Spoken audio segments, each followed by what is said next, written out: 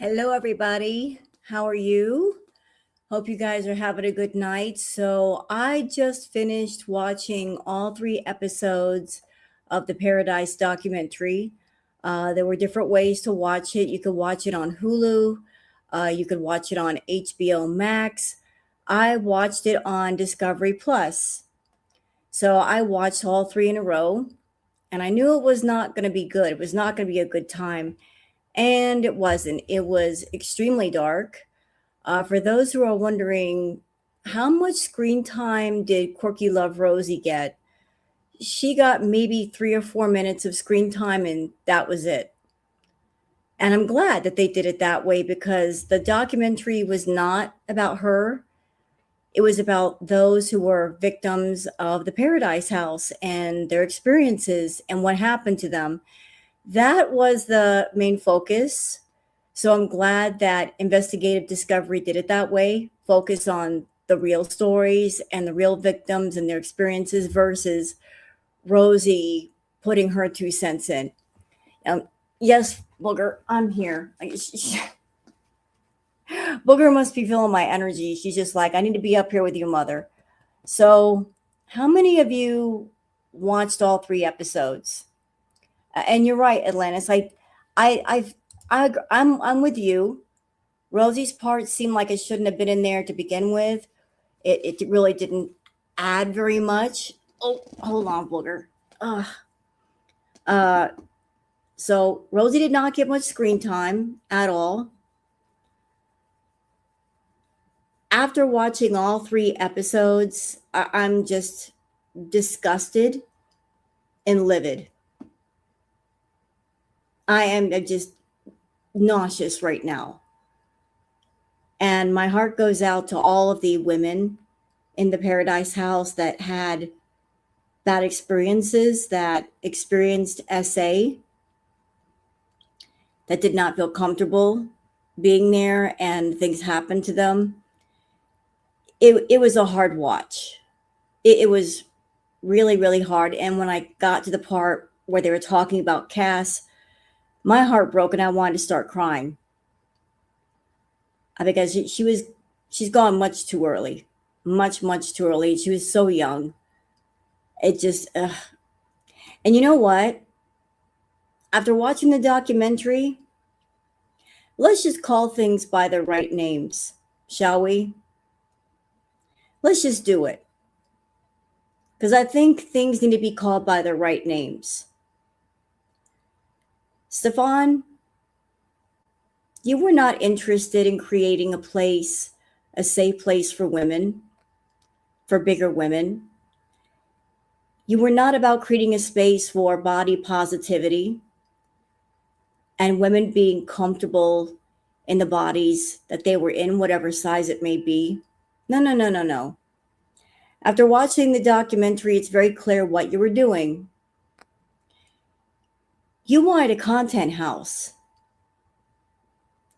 You wanted a feeder content house, and you were catering to the feeders. You use the whole body positive movement to get on social media and attract bigger women to your residence. But then once they got there, it was a content house. And you were catering to a very specific audience. And as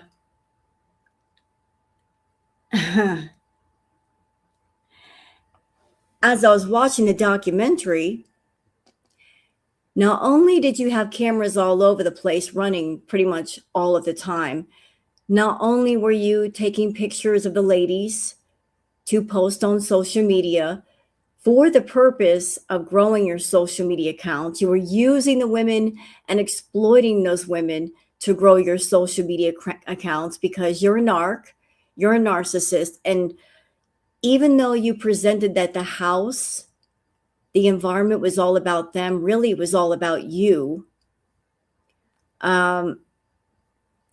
You were also encouraging men to come into your house, feeders, and partake of squashing sessions. And you were getting a cut of the money. So let's just add one more term to describe you. How about we use the word pimp? Because that's how you were behaving. You were behaving as a pimp. You created the environment. You were doing a specific kind of content with a specific type of woman, which catered to a specific group.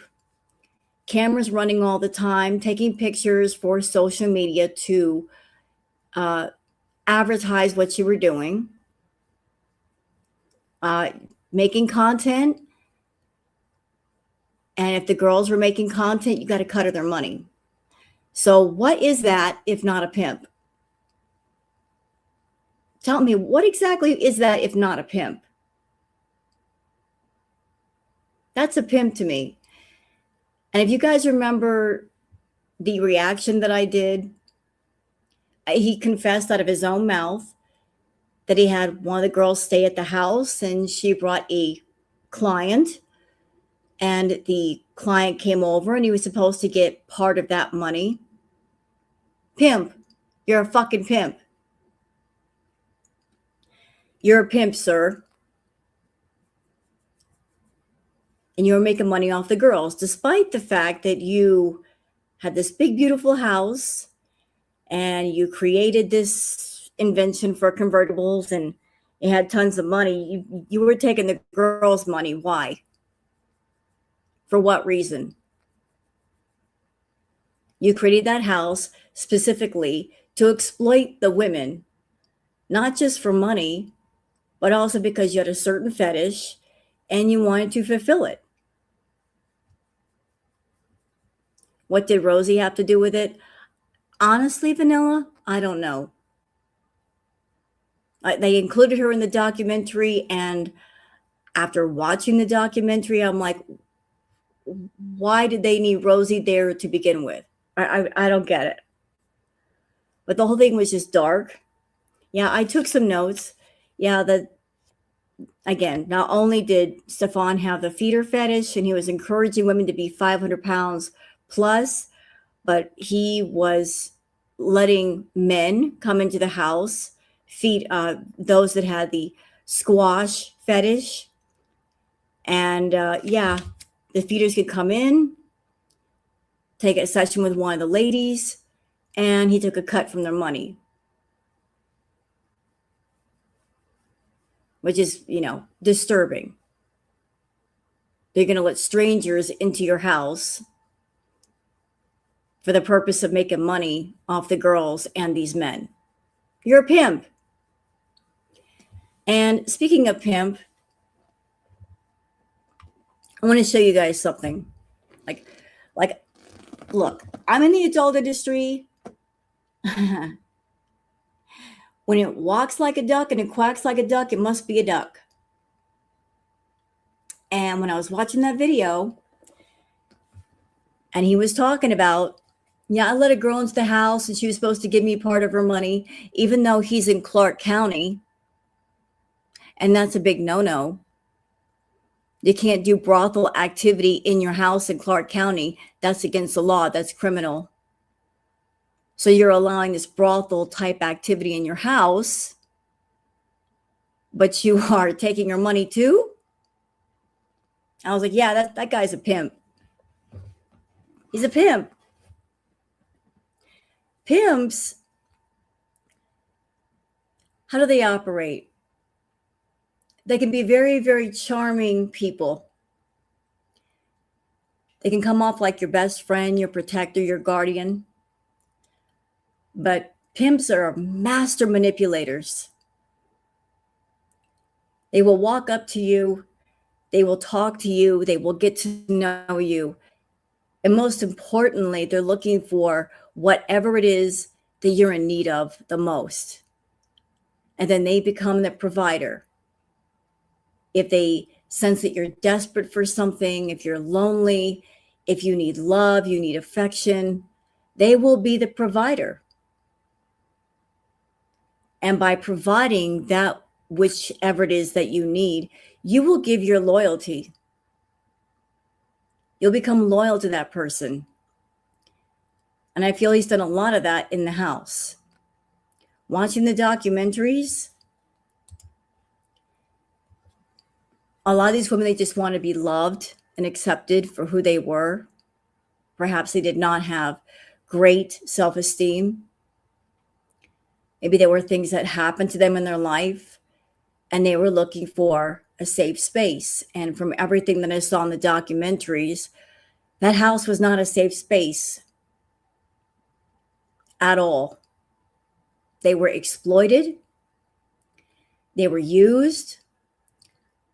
And the environment that was created was all structured like whatever's going on, it's okay. It's perfectly normal. The abnormal became the normal. You're exploiting the vulnerable. So this is how I feel it went down. I feel that Stefan, that he came over, I guess, from Germany, and he made a bunch of money, got this big, beautiful house. He waited until he was in a position of power and influence to start this whole thing up with Pearadise. And then he went on social media saying to all these women, hey, come hang out with me. Hey, come be with me. And some of them did. You know, they get the chance to live in this big, beautiful house with this guy.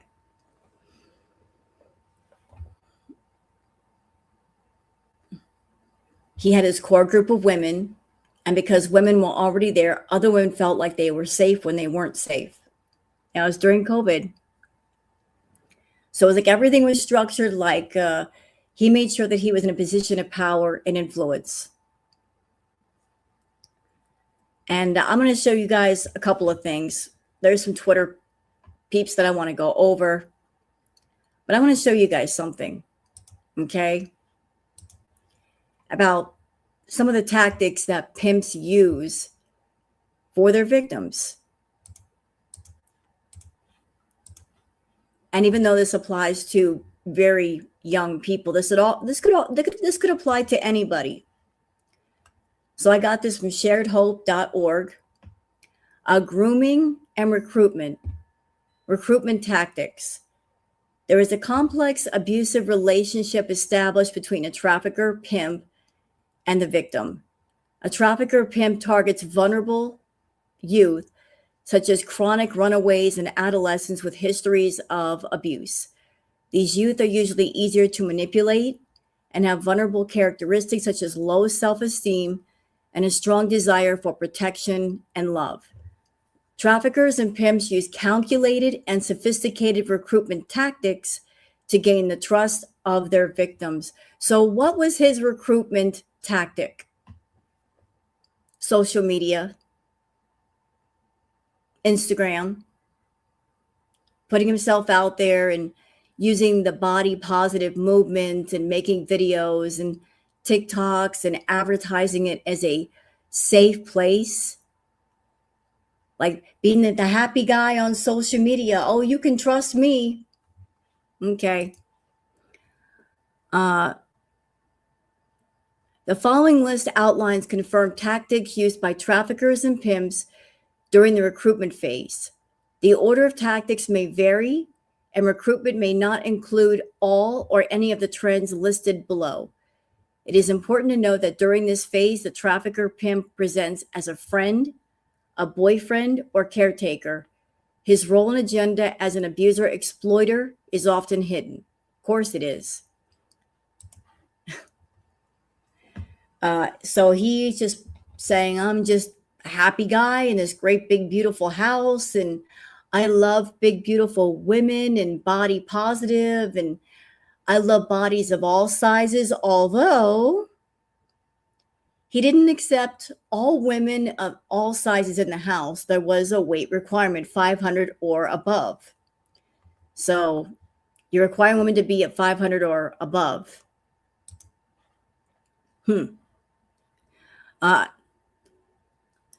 One, a trafficker pimp will often hang out in places such as malls, arcades, group homes, and bus stops, anywhere that allows a high potential for interacting with youth.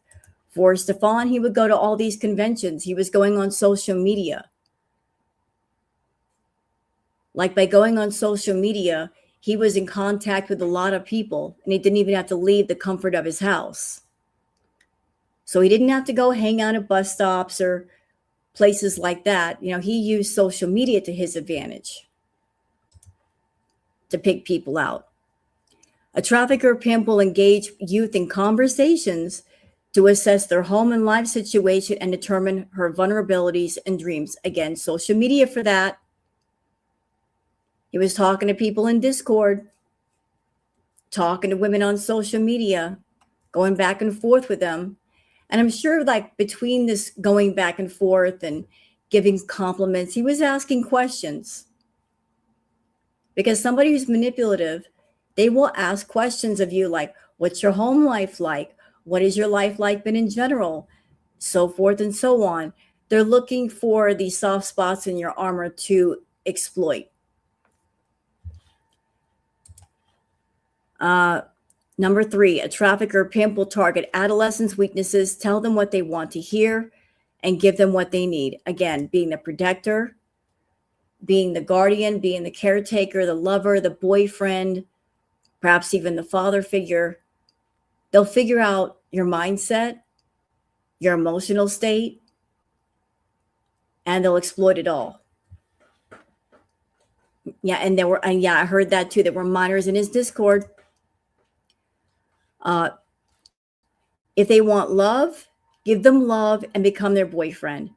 If they need a place to live, offer them shelter. If they are lonely, become their friend. If they don't have a loving father, become their protector. If they are poor or have low self-esteem, sell them a dream and offer a life of status. A trafficker pimp will fulfill promises to earn the potential victim's trust, love, and devotion. The trafficker pimp often fulfills a role that the child has been lacking. It is during this stage that the trafficker pimp appears to care and love the youth. This behavior then becomes the foundation for all future psychological control.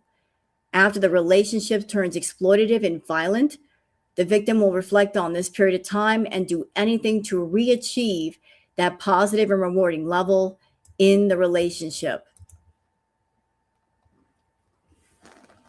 I also feel, and this is just my opinion, that there's a reason why he had multiple women in the house.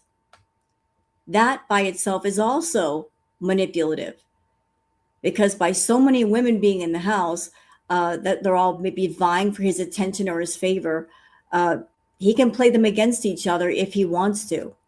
He can also use them as backup, and also he's using them as a lure to get other women in there by portraying to other people this is a safe place when it's not. He can use them for many different purposes. A trafficker pimp will work to isolate the victim from all forms of positive contact or interaction with friends and family members. He strategically removes any safety net, familiar persons, and resources, gradually making the victims physically, mentally, emotionally, and financially reliant on the trafficker pimp. A trafficker pimp will begin demanding uncomfortable sex acts or physical interactions from the person and will punish refusal, hesitation, or complaints with physical and emotional abuse. The trafficker pimp will become more abusive and blame the victim for the abuse. If the victim does not comply, the trafficker pimp will take a variety of approaches to gain control over the person. Some examples of these are threaten that she will not receive the glorious life she was promised by the pimp, attach the act of prostitution to prove her love for the trafficker pimp, physically abuse her until she complies, and then show affection.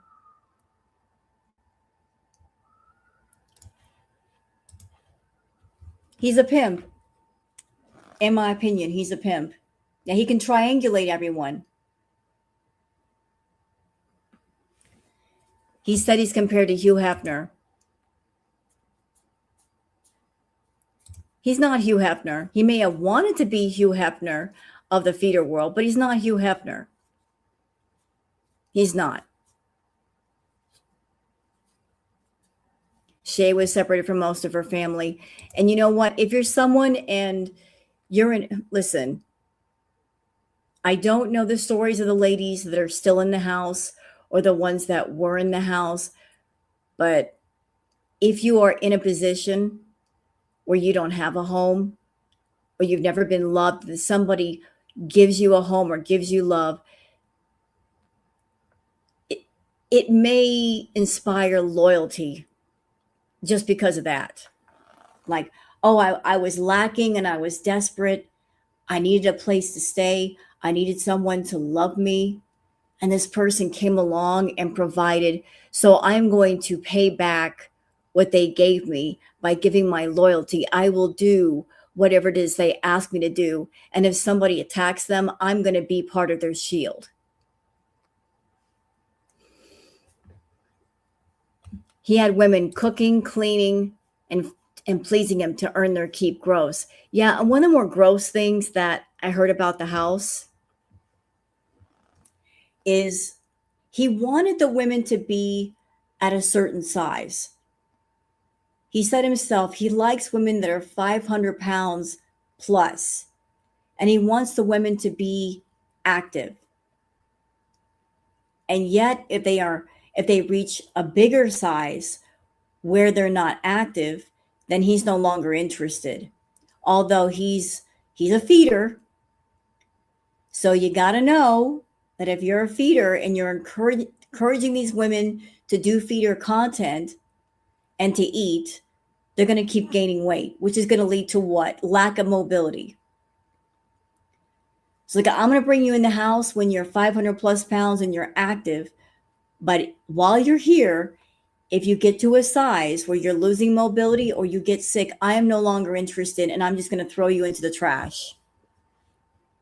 Yeah, that is a catch-22. And my heart broke for Cass because like, she really, really cared about Stefan.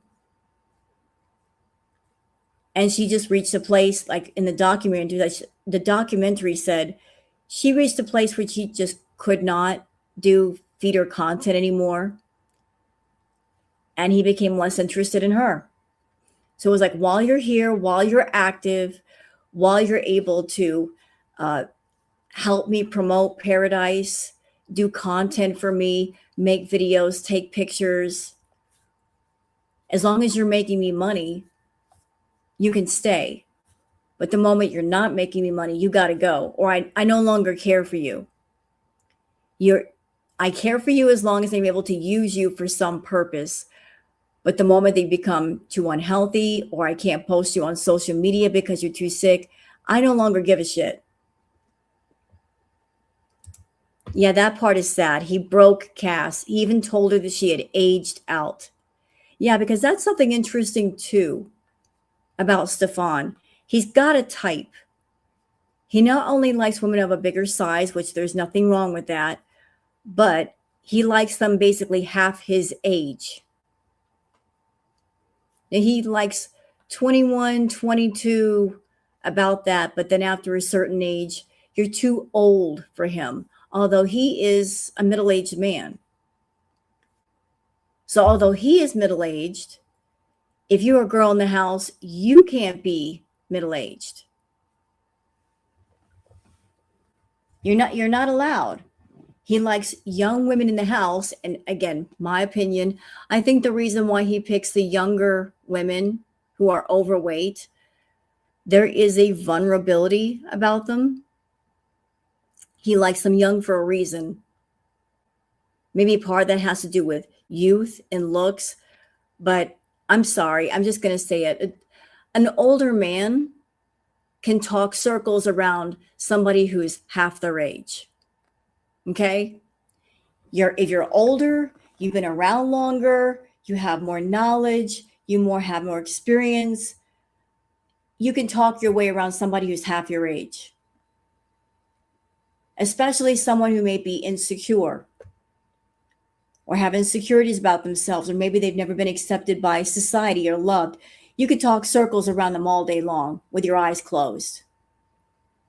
So I don't think he wants women in the house that are mature, experienced, know themselves. He wants women that he can exploit and they won't talk back to them.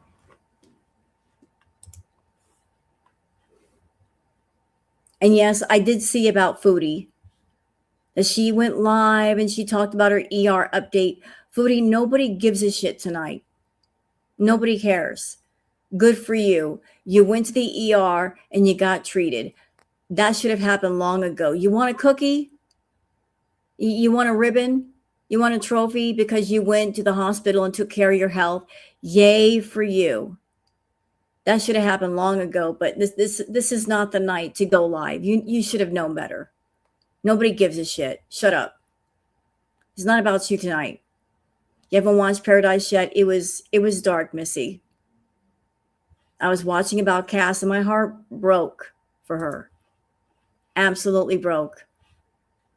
So yeah, let's call Stefan for what he really is. He's an online pimp who's catering to a certain niche audience, and he's even letting people come to his house and do sessions with the ladies, feeder sessions, like squash sessions. Which I find incredible, Stefan. You're supposed to be a millionaire with lots of money, get this big, beautiful house. Why are you taking their money? If it's supposed to be a paradise for bigger ladies, why are you making them cook and clean and participate in your business for you? Like, why are you using them like worker bees? Why are you taking part of their money? Don't you have enough money? Why are you taking their money for? Good Lord. Why are you like telling them to do stuff and then you're taking part of their money? Control. So I'm going to get out of here real quick. It's just the whole document, the three docs together were just a lot. But I think that Investigative Discovery did a really good job covering everything. Like I said, I'm so glad that the victims got a chance to speak, that their stories were heard. I was actually worried that there'd be more segments of Rosie, but there really wasn't much. There really, really wasn't much. There were some really disturbing things revealed in the doc. Where are my other notes? But you guys are going to see, I'm going to pull up some Twitter peeps because we got some stuff to go over there too. So are y'all ready? There was hardly anything on Rosie. She was all kinds of giddy. I'm not quite sure why she was giddy. She was hardly featured. Oh, thank you, Enola. He wants women whose brains haven't fully developed at 26, 27, likely purity, culture, clothes, poor, and few financial options for success. He's honed his techniques over time. Absolutely. Absolutely. And you know what? As far as the new girlfriend, she's in her early 20s.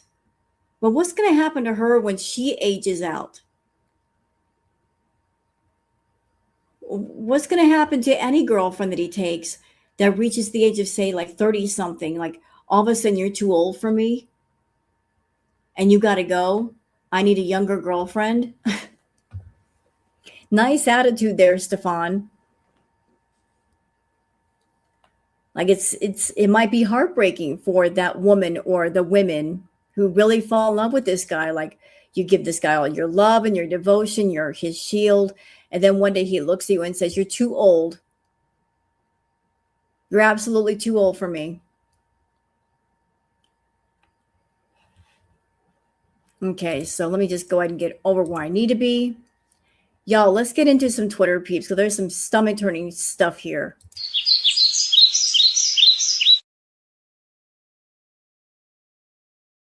All right, let me just jump into it.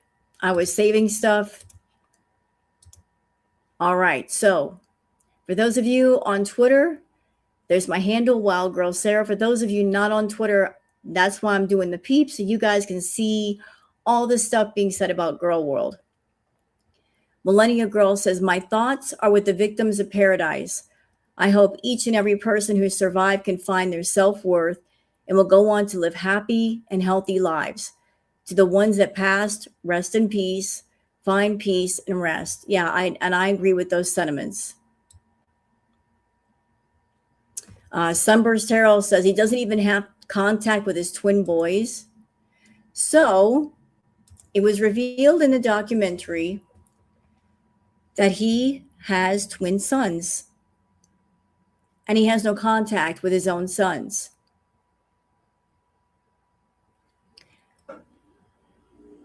One of the things that I was really shocked to learn was that the woman who is the mother of his children, when she became pregnant, there were girls in the house trying to get abortion pills, I guess, or Plan B pills to crush up and put into one of her drinks so that she would have a miscarriage. Yeah, that's fucked up. That's really fucked up. That's just crazy work. That is insane. That somebody had the thought to do that or tried to do that or even just to make a joke of it. How horrible. Let me get out of this. There we go.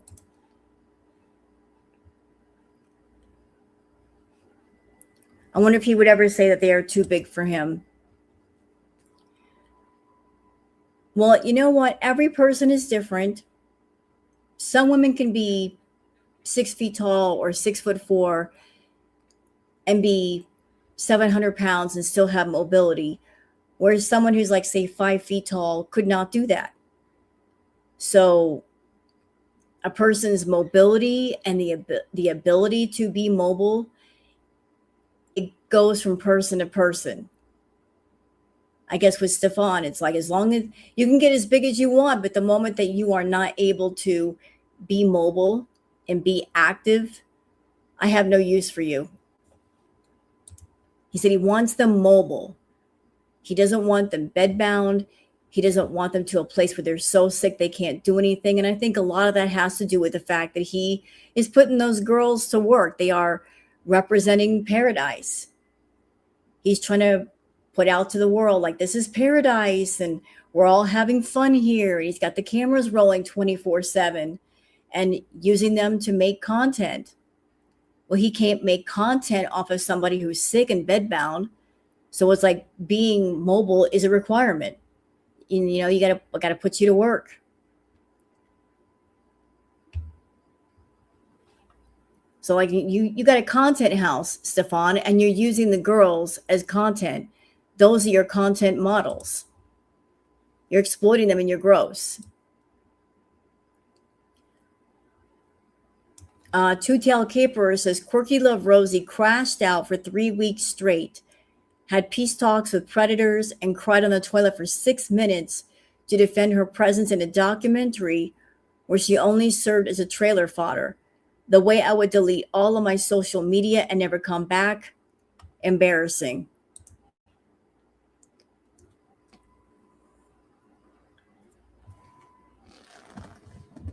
Yeah, Rosie made a big to do about being in the documentary. And I watched every single minute of all three of the documentary series. I hardly saw or heard of Rosie. Yeah, she did a live crying on the toilet, Havasu Mom. It was like she made a big deal, like she was going to be more in the documentary. I'm like, they must be featuring her quite a bit. I hardly saw Rosie. Rosie was in the doc and she mentioned Zio, and that was it. She got maybe less than 5 minutes of airtime. That was all. And then the rest was about everybody else. It was rightly so, it was about the victims and their stories. Umbrella says QLR is now a feedy expert and not a groomed victim of feedyism. This bee is malicious and dangerous. So this is how she was billing herself. Feedy expert and content creator.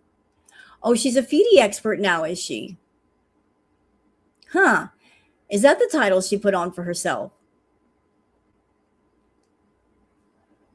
So she's a feedy expert.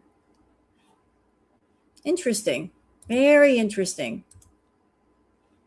If you say so. And we don't care about Foodie tonight. Go away, Foodie. Who cares? Sunburst Tarot says Pearadise love how much Stefan allegedly cares for the girls at home, yet apparently can't have a relationship with his kids because of his mental health. Yeah, I couldn't figure that part out. So you have children, Stefan, and you're claiming that you cannot have a relationship with your own kids because of your mental health. How would they badly affect your mental health? How would they be bad for your mental health? I don't understand that one.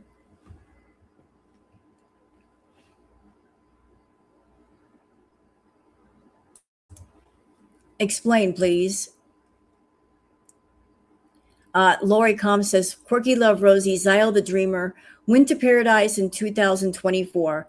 Stefan mentioned she gained followers being at the house, and he gained followers from Zio. And I watched the parts with Zio. She states very clearly in the documentary that when she went to the house, she was very overweight. So her being at the house did not make her overweight. She was already overweight when she went into the house. However, I find it interesting that when Zio was in the house, her health became a lot worse and she was hospitalized. And Cass was at the house, and then when she left, her health became worse, and unfortunately she passed away. So maybe that house is not good for anybody's physical or mental health.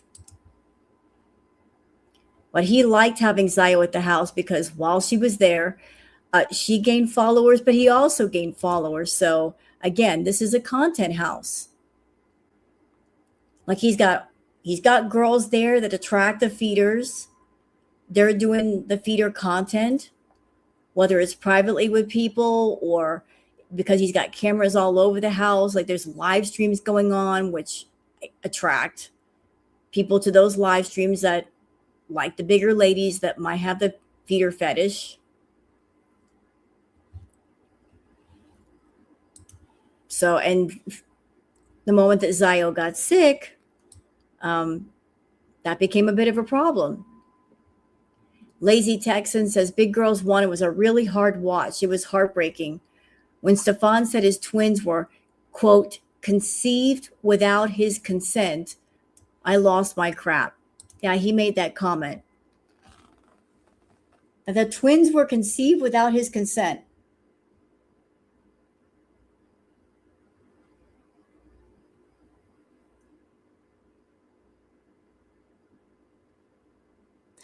So, Stefan, I guess that the mother of your twin boys, she just conceived all by herself.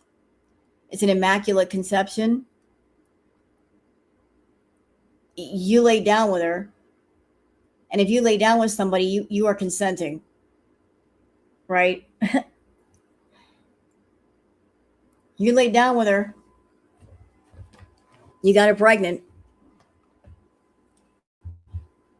And now you're saying, I did not consent to that.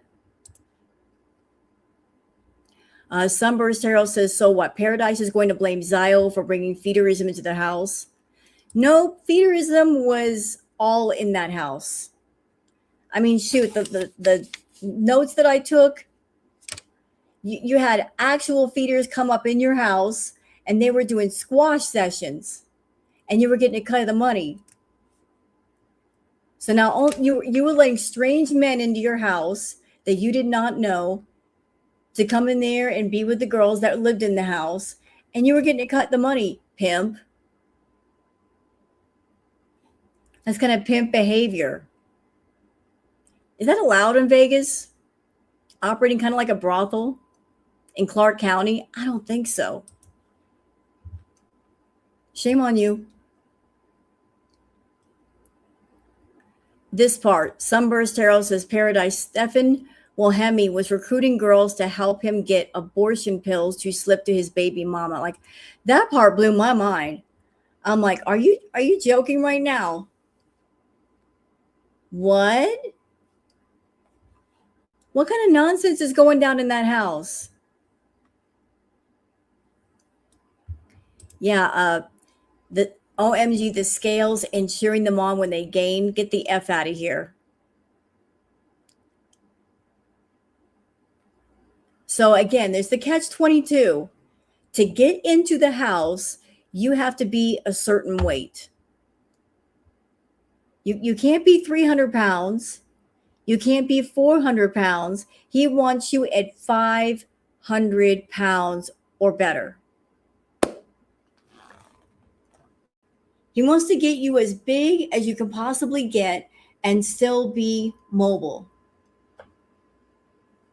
You've got to be mobile. You've got to be able to be active and do content for him. Be in the live streams, maybe do private content, all that stuff. You've got to be able to promote Pearadise.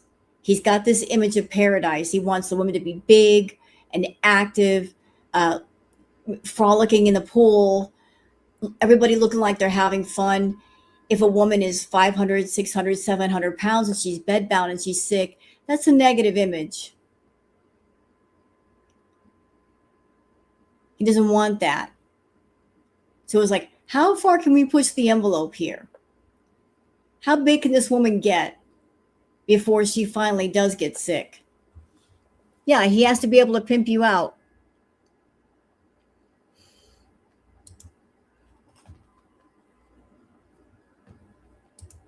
£500 or more and not be bedbound. Is that why he wants them young? Yep. Part of the reason. Part. And the other part, because like I said, an older man can talk circles around a younger woman. I mean, you're older, you know more. You know what to say. You can be charming. An older man can talk circle blocks around a young woman. He doesn't want an older woman who knows herself. He wants a younger woman who may be unsure of herself. Yep, thank you. He doesn't want all of the women in his house to become bedbound because he would have to do labor for them. Yeah, he had them working for him, cooking and cleaning and doing work for him. He's gonna put your butt to work. Yeah, one of the ladies says that his age preference is early 20s. He doesn't want to be responsible for bedbound financially. Nope. He doesn't want to take care of the ladies. He wants the ladies to take care of him. Their job is to, fulfill his fetishes, whatever those might be, make money for him, bring in the attention and the views and subscribers from, say, TikTok and Instagram and whatever other accounts that he has. It's all about putting them to work. If you're here in my house, you're going to benefit me. You're going to pump up my ego, and you're going to make me money, and you're going to help me grow me. You're going to grow me on social media. You will be exploited in that house. You can't just come in the house and relax and chill. He's looking to put you to work. He's going to pimp you out in some way.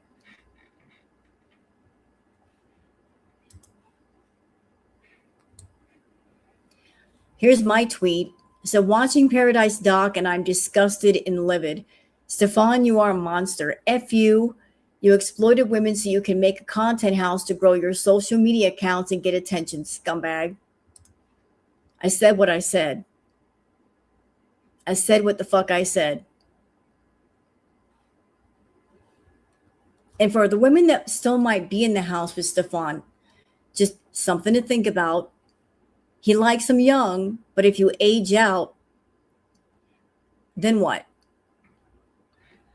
Even if you're the most loyal, the most loving, the most charming, once you reach a certain age, he's no longer interested. Then what? He's not someone he's going to fall in love with somebody and stay with them until old age. Once you reach a certain age, he's done with you. You're basically trash to him. Yeah, he's got no problem telling you you're too old. By the way, speaking of Stefan's behavior, the last part of the documentary, I don't know if you guys have seen it, like episode 3, when he was done with his interview and he got up and he was talking to somebody, the language was very telling. The way he was talking about the women, calling them bitches and whores, very, very telling, very vicious language. Like, that's the real one. That's the real one.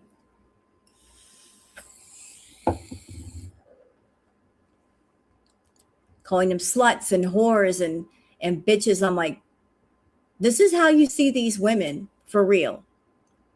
They're not people to you. They are objects. And once they enter your house, you feel like they belong to you. Like, once they start living with you, you feel like you can do whatever you want to them. You're able to touch them whenever you want. You can do whatever you like. And it's no, absolutely not, sir.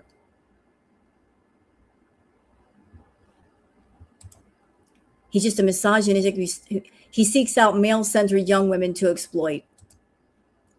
Well,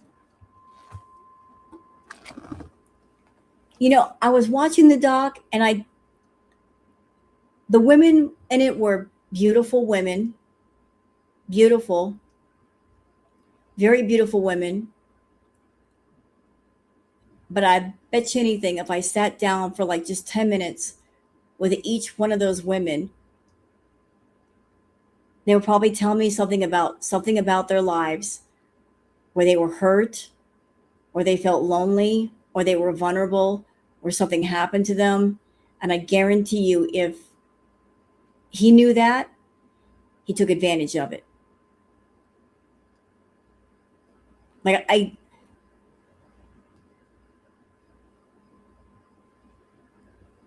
I saw something in each of them, like they were in pain. Maybe they didn't feel like they belonged at some point, or they didn't feel beautiful. And that's a shame, because they're all beautiful women. But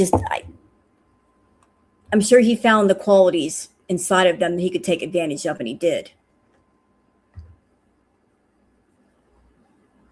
Yep.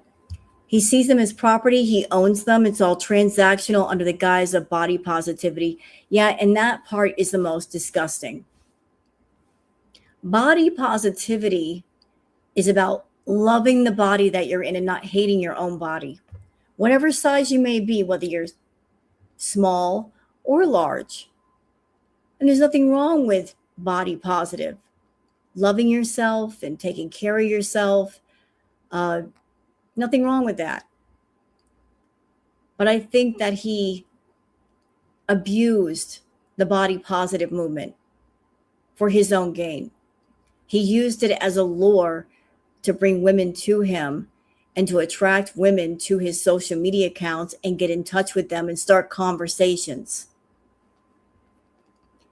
And then say, come to my house, it's body positive here, and you'll be amongst friends. And then the women show up and then they hang out with the other women and they feel safe and they feel comfortable. And maybe they feel a sense of community. And that's exactly what he wants. Yeah, he found a niche market and he exploited it.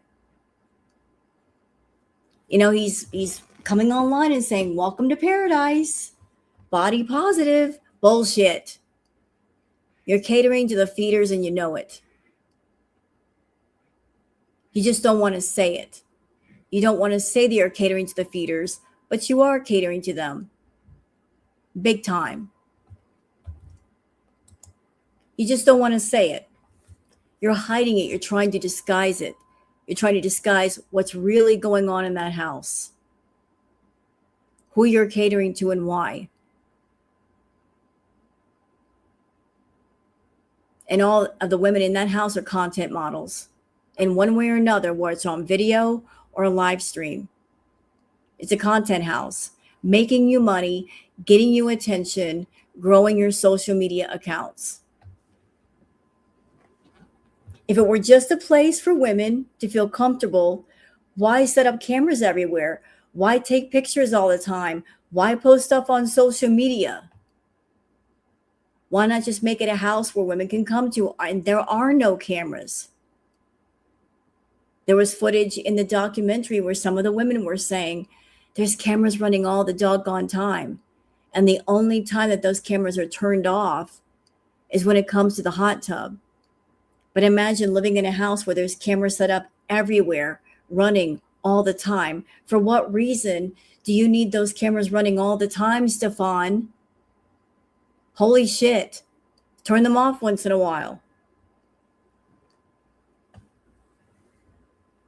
Like, why do you need the cameras rolling? Why do you have those live feeds?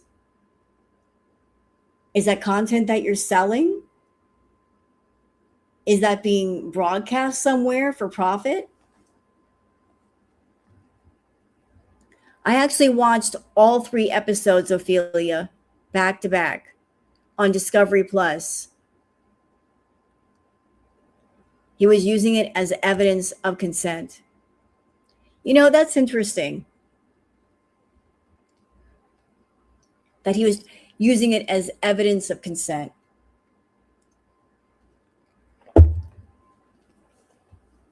Stefan, if you have to ask a woman, do you consent?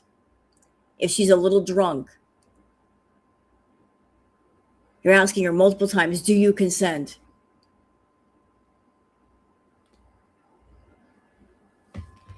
Then you already know what you're doing is fucked up.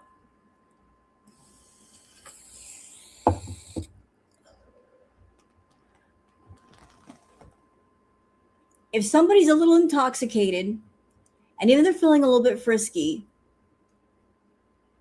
how much self-control do you need to look at somebody and go, you know, you're feeling a little bit tipsy today. Let's wait till tomorrow. I want you fully sober. And if you're still feeling the same way, okay, we'll do something. But if somebody's even a little bit tipsy, back off. Don't touch the person. Do what's right. Leave them alone. Say to yourself, she's drunk.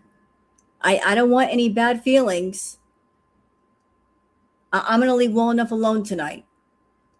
If she wakes up in the morning or the afternoon and she feels she's still frisky, okay, she's sober. Then then she can give full consent without being intoxicated. I think this is going to backfire on him. Yeah, I think so too. I really think so. This part right here. Y'all listen. Look at this tweet from Alex Shook saying, OMG, he shoved a mystery substance into a girl's private parts and she had an allergic reaction. It was a contraceptive administered against her will. This is horrifying.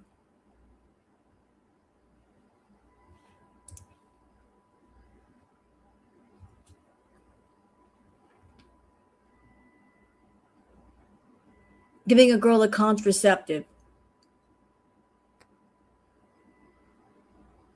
And she had an allergic reaction.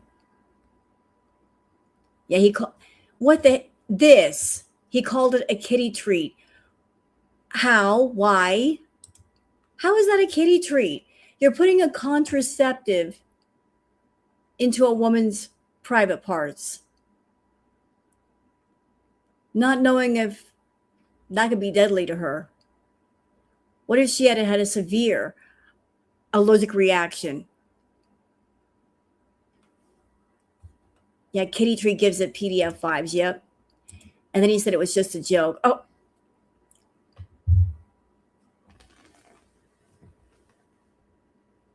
You know what I call a joke? When you look at somebody and you say, hey, what do you call a tomato that tried to cross the road and didn't make it? Ketchup. That's a joke. But putting something like that in a woman's private parts without her consent, without her permission, without her knowledge, that's not a joke. That's not a fucking joke.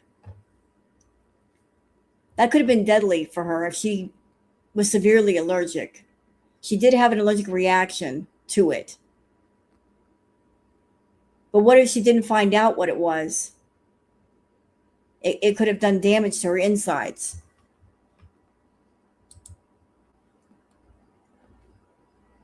But that part, putting a contraceptive into her vagina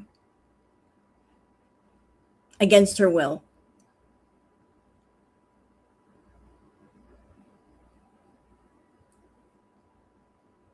I'm thinking it was one of the more of STIs. You're nasty, Stefan. Yeah, she could have gone into toxic shock. That's actually a thing, toxic shock syndrome. Because wasn't it put in with a tampon?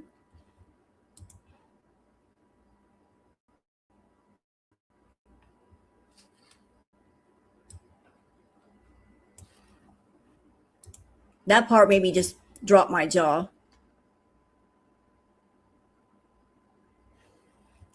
Just nasty.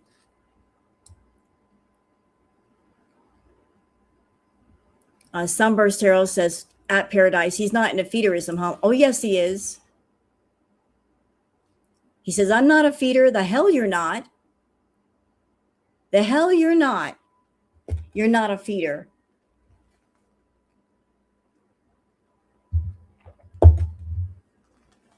Girls are in your house doing feeder content.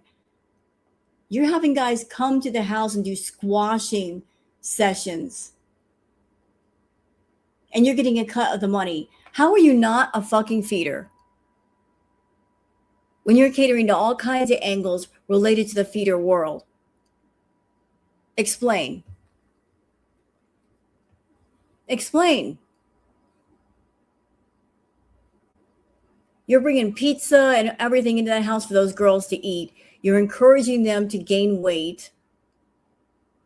If they gain weight, you're celebrating. How are you not a feeder?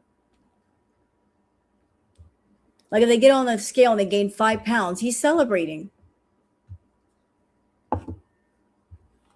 He's basically a feeder pimp.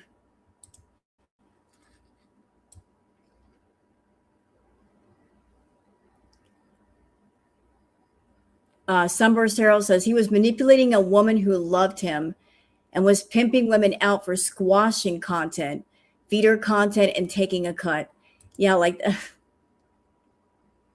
that's incredible. Here's this guy who's got this mansion that he gets on camera bragging about he invented this device that is used in convertibles and that's how he made all this money. Okay, Mr. fucking millionaire. Mr. I got all kinds of money. If you got all kinds of money, why are you taking their money? If you're loaded, why aren't you taking care of them? Why are you pimping them out for? Like you need money. If you're loaded full of money, you shouldn't be taking their money at all. I can't figure that out. It's not about the money, it's about the control.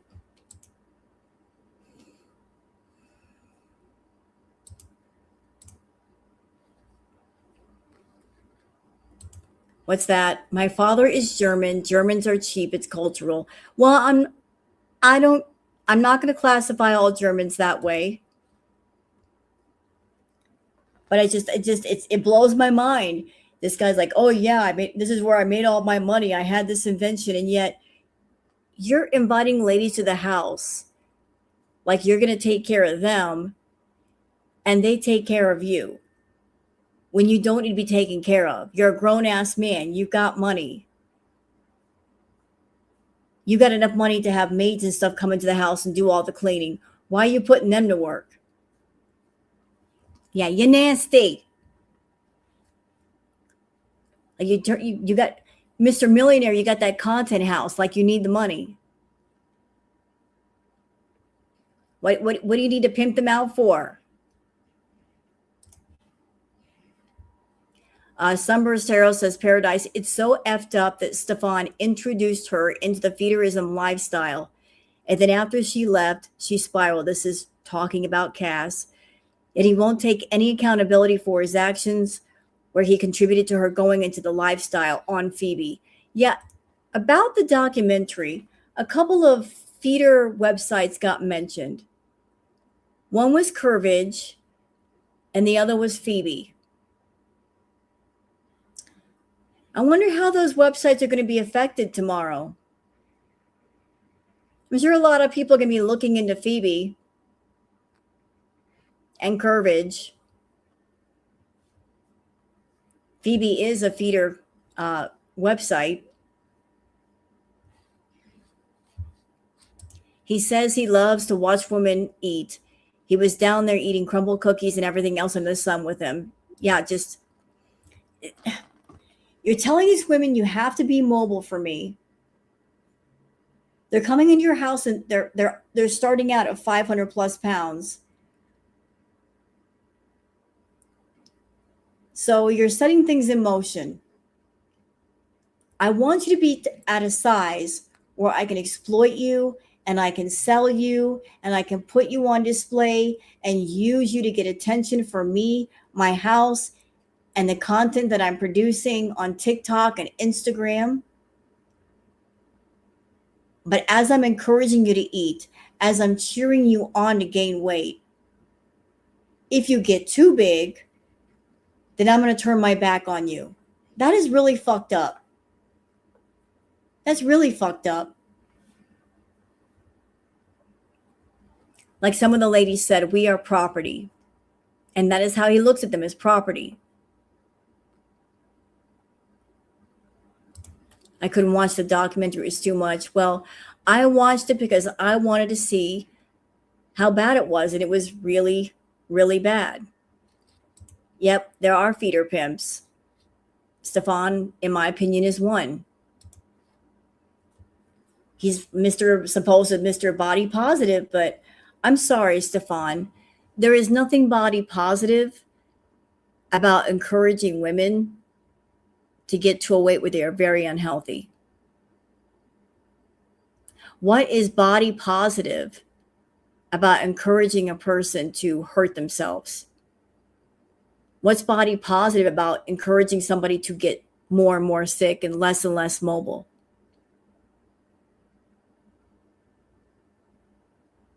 What is body positive about telling women, if you can't fit into this certain bathing suit size, uh, you're not going to make me happy? It's the same idea as looking at someone else, looking at somebody else and saying, "Oh, you're not small enough for me." It's just on the opposite side of the scale. Body positive means you support every body, every shape, every weight, not just one weight, one size. And if you cared about those women, you'd want them to be healthy. You would encourage them to get healthy. You would encourage them to get sick and get to a size where they can barely move. There's nothing body positive about death. Yeah, there's nothing body positive about calling contraceptive kitty treat. That I can't figure. Calling that kitty treat, I can't figure that out. How is that a kitty treat? Huh? It makes no sense to me. Sunburst Tarot says, bro, Pearadise Stefan Wilhelmi, he doesn't care. He provides a space and then lets other women be essayed there. He claims protection, yet brings strange men to get the rocks off on the girls there. That part blew my mind. That he was bringing strange men up in that house for the squashing sessions. You don't know who those fucking men are. Yeah, you're bringing them in the house and encouraging them to have contact with the girls that are there. The women, and getting a cut of the money. What the fuck is wrong with you? Pimp.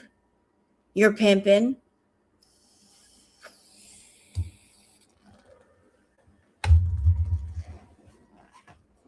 You're pimping.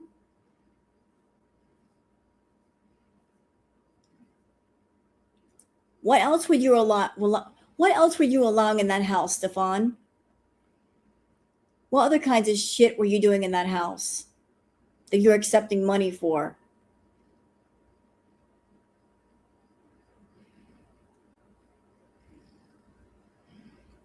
I mean, you're in Clark County, from what I understand.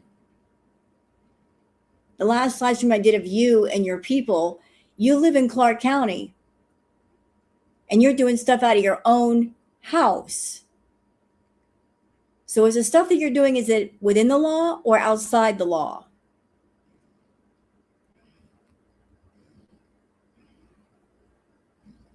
Sounds like there's some stuff going on that's outside the lines of the law.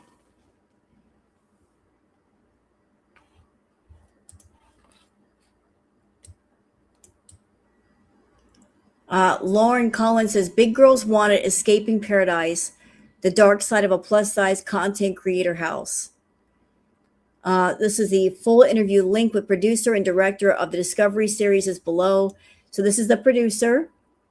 Let's see what she has to say about all this. I have a very bizarre and disturbing story for you all today. And actually tonight, Wednesday, June 10th, a 3-part docu-series about this story actually airs on Investigation Discovery, and it's called Big Girls Wanted Escaping Pearadise. And Pearadise is spelled P-E-A-R, like the fruit, pear. And what they are referring to is a woman who is shaped like a pear, because this story essentially involves a man, Stefan Wilhelmi. I always mispronounce his name, but you'll hear it enough. Stefan, he started this big, giant content creator house in Las Vegas, and it started in during the COVID-19 pandemic. And basically, this house became a, quote, safe space for plus-size women. And here's my question. If it was a safe space, Why were there so many unsafe things happening in that house?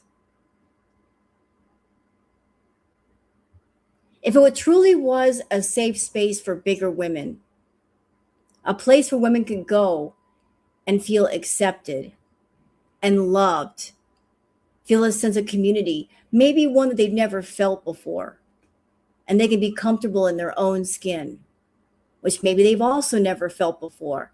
If that's what it truly was, why are there so many women coming forward with all these horrible stories?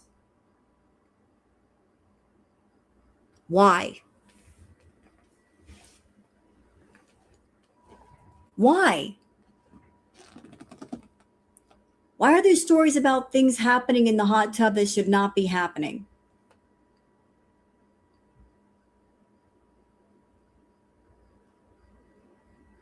I also saw in the documentary that there was a woman there. I'm sorry, I forget her name, but she was Stefan's right hand. Forgive me if I can't remember her name. I should have written it down. But she was doubting the stories of the other women who were claiming they got hurt until it happened to her in the hot tub. She was like, I think she was an older woman with long straight hair. She was in the hot tub, and a man she did not know was touching her inappropriately. I want to say it like that, touching inappropriately her private parts. She didn't believe the other women until it happened to her. And then she realized this house is not safe. There's some very unsafe behaviors and activities going on here. Then she believed them. It was only when it happened to her that she actually believed that there was some validity to their stories.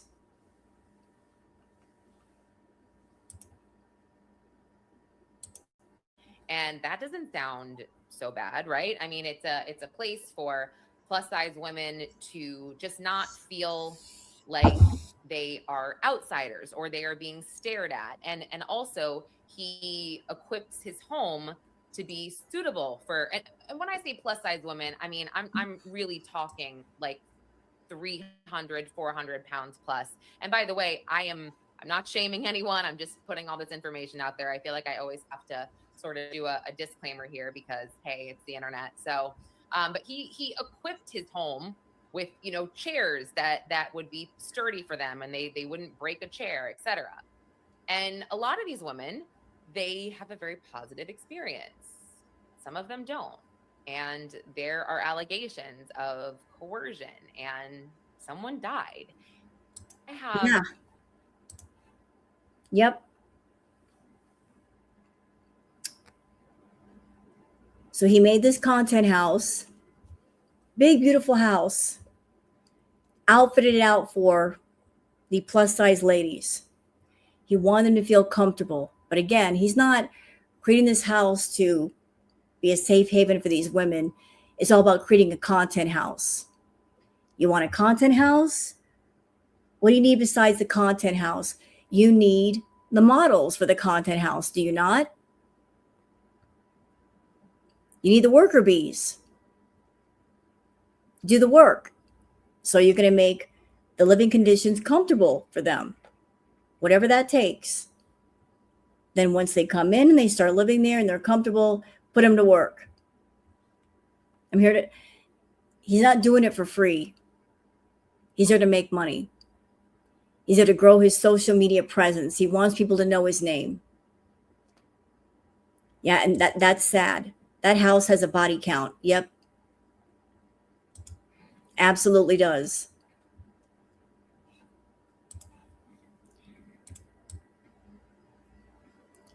Sunburst Tarot says, bro just admitted that he's making private content with his girls in the house. Who's that for, Stefan? You or someone from Phoebe? It's a money-making venture. Again, he's not doing it for nothing. He's not doing it for free. He's not a philanthropist. It's not, I love big women And so I got this house and I want them to live with me because I love them all and I want to spend time with them. It's a money making venture. So I'm going to keep them here and I'm going to make money off of them until they can't make money for me anymore. And then I'm going to toss them out and just bring in fresh bodies to take their place. It's really, really sad. Like I've got my business model. Find the ones that are young, put them to work, make all the money you can off of them. Once they reach a certain age or a certain weight, toss them out, bring the new ones in, and lather, rinse, repeat. You get too old or you get too big, you can't work for me. You can't be here. It's an assembly line. Moonbeam McSwine says, at Pearadise, house plus size women can cut loose without being watched. The Gooner says as he constantly watches and films them. So let's listen. Plus size people in a swimsuit can let loose without ever feeling judged. Can't do that at a public beach, sadly. The privacy that we have makes Pearadise Pearadise. Okay, hold on a second. Thank you, Susan Salbot. I'm sorry I can't help you. I have no ties to anybody. I'm useless that way. You can be yourself and not feel watched. People love to compare me to like Hugh Hefner of plus size women. No. Shut up. That's what you want to be, Stefan, but that's not what you are. You're trying to carve out a niche for yourself by, in a way, acting like Hugh Hefner, because everybody remembers Hugh Hefner, the Playboy Mansion, the beautiful women that were living there. You're trying to do it, but you're doing it a different way. But the thing is, the Playboy Mansion, nobody died in that house. Hugh is not about that life of, I want my women to be unhealthy. You are, though. You're trying to be the Hugh Hefner of the big ladies and of the feeder world. You want to be the feeder Hugh Hefner. You want to be the king of the feeder world, being surrounded by the plus size ladies. And it's not working. And I think this documentary series is going to bring a whole lot of heat. A lot more than you think. Women were getting pimped out at the mansion, though. Well, if he's trying to pattern himself against Hugh Hefner, he's failing. He's really, really failing. Trying to recreate certain elements and not others. Hugh was cheap too. Some of the bunnies said that. I don't doubt that. Hugh wanted them barely legal, so maybe he is trying to pattern himself against Hugh Hefner. There we go. Thank you, Enola. Hefner was transparent about being in the porn industry to everyone. You, Stefan, entrap and prey on women and feed them into making porn content without saying it explicitly to them from the jump. Yeah, it's about grooming somebody into something, like conditioning them. Providing an environment, make it seem like it's perfectly normal. And then by exposure to other people doing things, you think, this is okay to do. Like if people over here are doing it, then it's okay for me to do it. If you're exposed to something enough, you think that something is normal when it's not.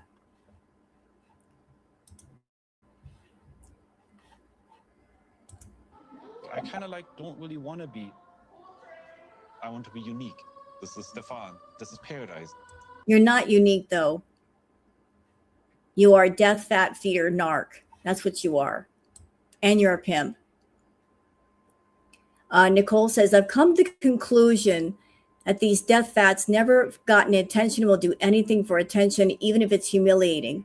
It's a rather sad existence. Why can't she be satisfied with her boyfriend's attention?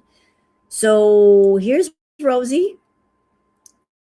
And this is, who is this? Sam. Forgive me if I don't remember her name right off the bat. Sam at Every Size, I think it is. I love watching her videos. She's always so well spoken. Let's watch and see what she has to say. I do want to quickly mention Quirky Love Rosie because I think this video would be remiss without doing so. Even if you don't know her or follow her, she's become very intertwined with the story because she appeared in the documentary's trailer. Since then, a surprising amount of the online conversation surrounding the Pearadise house has been focused on Rosie. Why was she included? What role does she play? Did she even meet Stefan or stay at the Pearadise house? Rosie was one of Stefan's most vocal critics when all of this came out, and since that point in time, she's dropped evidence that was useful because it did prove that despite his denial, he was part of the feeder community, messaging her specifically that he was going to follow her on Phoebe. But at the same time, I've recently seen her going on panels to have respectful conversations with him. And I think that part, she went on a panel where he was present. So let's go back for a minute. Quirky Love Rosie, she did a podcast where she was speaking out against feederism. So she did that podcast. Then she did the documentary, and she was in it for like, what, maybe 2 or 3 minutes at most. I wasn't clocking to see how much time she was actually on camera, but it really wasn't that much. And I do understand that that documentary was filmed, what, last summer, maybe more before that. So 2 times she's spoken out against that. Documentary was filmed. Then she got together with Remy, and she's doing the food content on her channel, which in my opinion, just my opinion, if you've had a problem with food, I'm going to say the same thing to Rosie that I've said to Foodie. You get a problem with food, you really shouldn't be doing food content because the temptation to go overboard is there. Like it's just you got to police yourself. You get a problem with food, don't do food content and monetize it because then you might go overboard. Hey, City Dweller. Kiwi Farms estimates to 1 minute to 1 minute 30 seconds. So less than 2 minutes. She was in the documentary and she was so incredibly giddy, as if she had more screen time. And she was on the documentary for like less than 2 minutes. Like,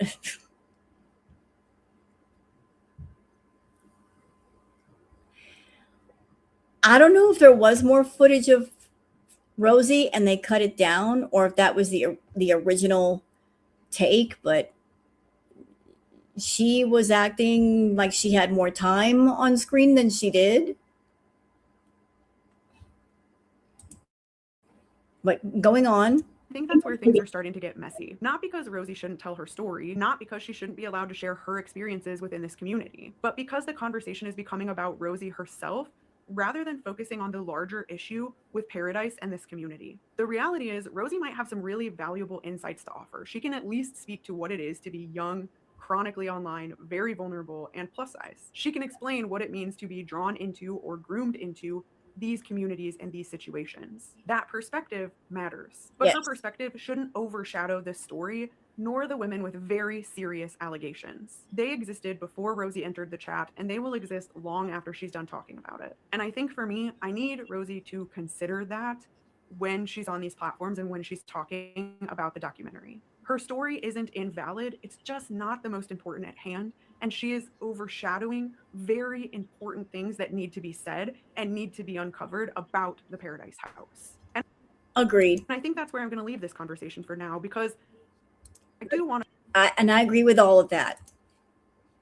Like the focus of the documentary was completely different. It was focused on the people who lived at the house, who had bad experiences. It wasn't about Rosie.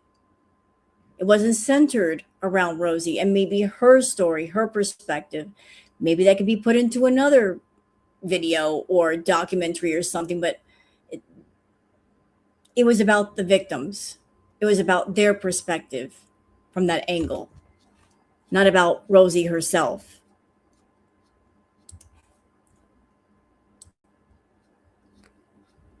All right, moving on. Who cares, Foodie?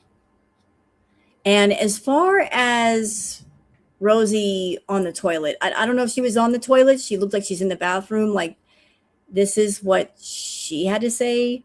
This person says, talking about throwing a little shit fit. Queen Rosie on top her throne, crying about the price she's paying for opening her stupid trap and making everything about her. Okay, Rosie, what would you like to tell us? In the We're All Insane podcast interview, I shared the story about what I believe was the first attack of my cyber stalker. How he blackmailed me, used the fact that I was, an ex-Mormon, afraid of my parents finding out that I was posting illicit photos online at the time, because my parents and I hadn't had a lot of conversations, and I genuinely was afraid they would disown me. And he collected my family's information, and he coerced me into doing something I've never even told a therapist about. And that is just one of the things he did during an 8-year period. That story is real.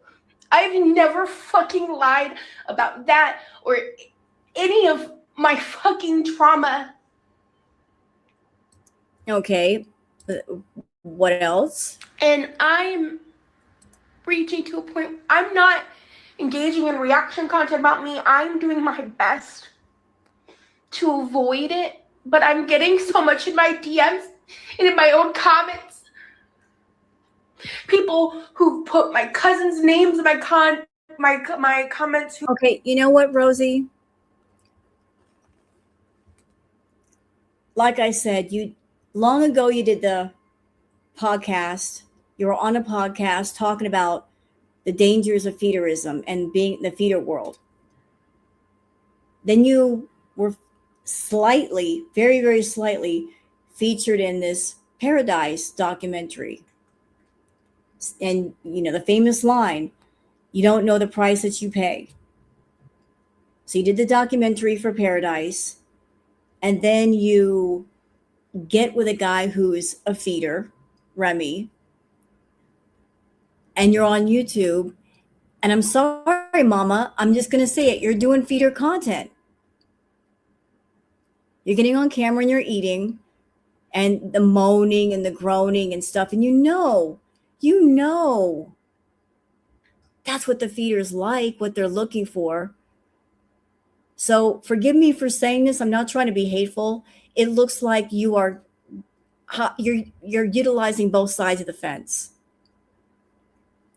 You're using one side for retention and the other side for profit. You're playing both sides. Like twice you've gone against the feeder world. But now you're with a feeder. And you're doing the feeder content on YouTube. So there's the question in the air of, are you against feederism or not? It's very confusing. Are you against feederism or not? If 1 minute you're speaking out against it, and the next minute you are catering to that community, you know what they're looking for. You're doing the moaning with the food. And if you're against it, why cater to that niche audience? Why make them happy? Why make them content?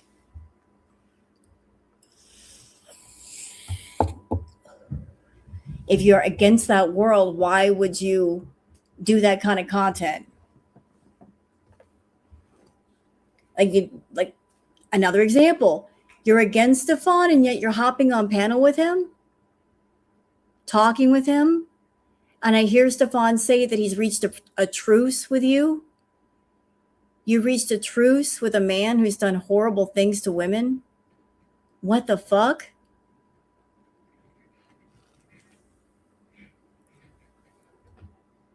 Like hopping on all kinds of panels.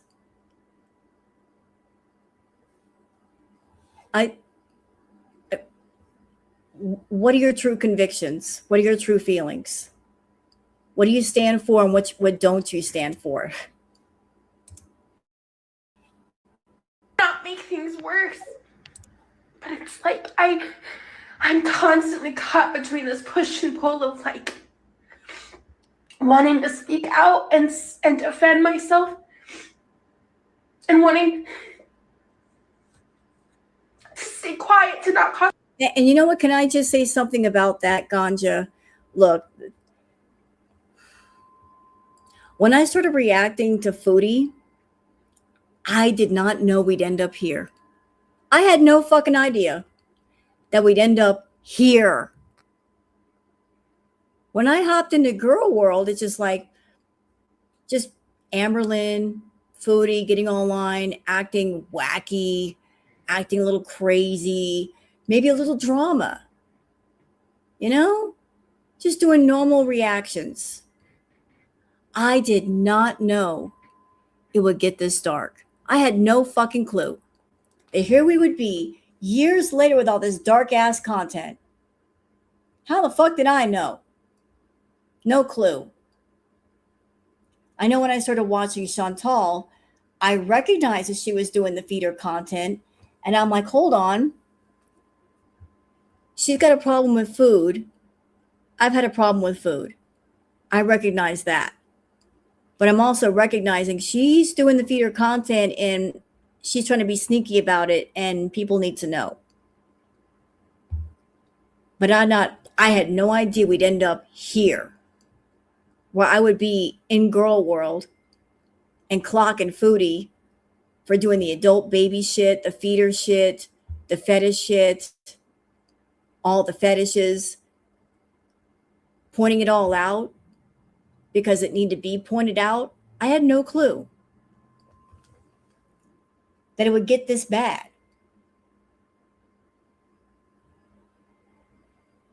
But it wouldn't have gotten this bad had Foodie not brought it here. You know what I mean? If Foodie just come on YouTube and done regular content as she should and leave all the fetish shit behind closed doors, then this conversation would not be happening. Would it? There'd be no need to talk about it because it wouldn't be in our faces. But since she wanted to put it in our faces, it has to be talked about. It has to be known. And here we are with the Pearadise documentary. And what is Stefan? He's a fucking feeder. And there are allegations of things that have happened in that house involving assault. I had no idea we'd be here. None. No clue. More problems.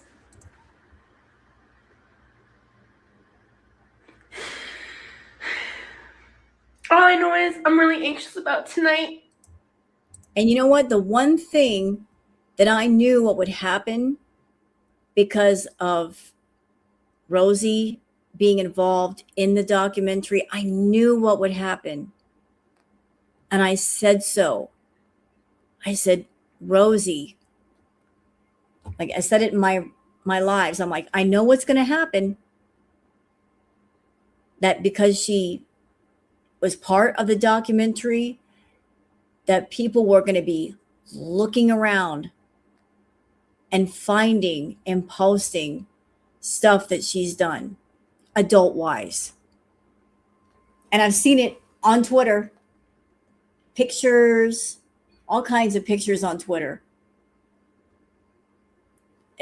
somewhat explicit stuff, saw a video clip, knew that would happen. And that's why I said, I hope you're ready, Rosie. I hope you know what you've done. That if you've done anything adult, people were going to find it and they were going to post it. Or anything you've done in your past is going to get dug up out of the earth and put back in the spotlight. I hope you're ready. And if she wanted the spotlight, well, there's a dark side to that spotlight. You can't get one side without the other. Like she was giddy and she was happy because, oh, I'm in this documentary and people are going to know my name and they're going to see my face. But the dark side of that is anything in your past is fair game. People are going to find stuff. They're going to dig stuff up and it's going to get brought up. And I hope you're ready for it. And it's already happened. It's already happened.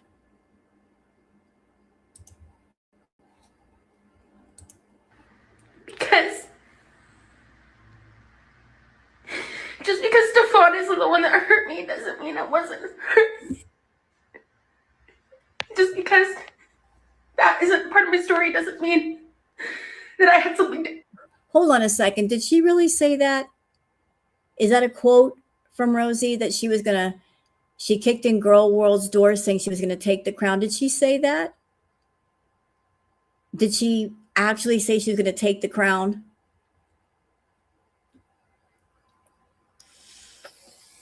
Really? She said that she was going to take the crown.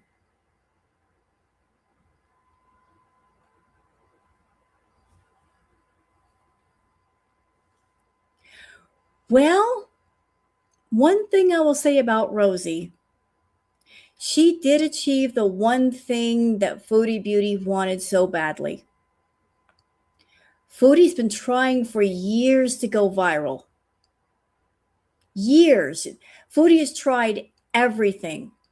Copying content creators, copying other people's content, taking other people's personalities.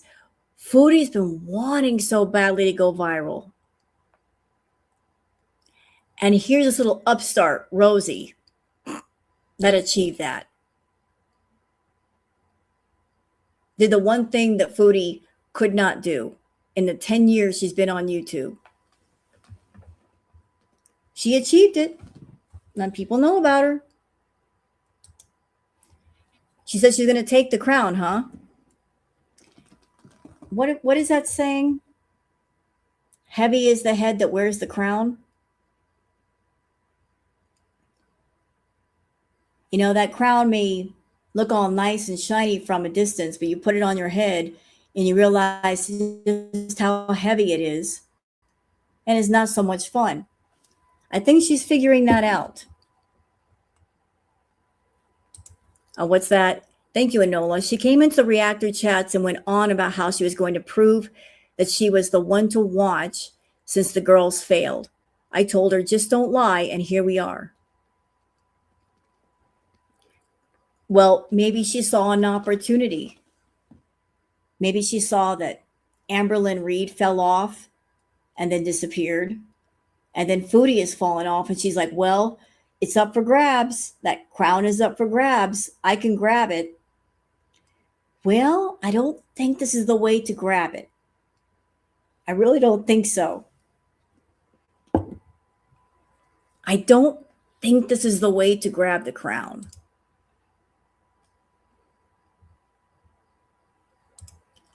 She won't get the crown. Reactors that have covered her says she talks too much without saying anything, and I agree. Well, you know what? I remember some people coming on my channel and saying, you should cover more of Rosie. And I've watched Rosie's content, and I agree with what they're saying. She is a bit of a hard watch. You know, it's there might be some gems there, but you got to sort through a lot of stuff to see what they are. It's hard to react to Rosie unless you have been into her for a long time and you can condense it all down.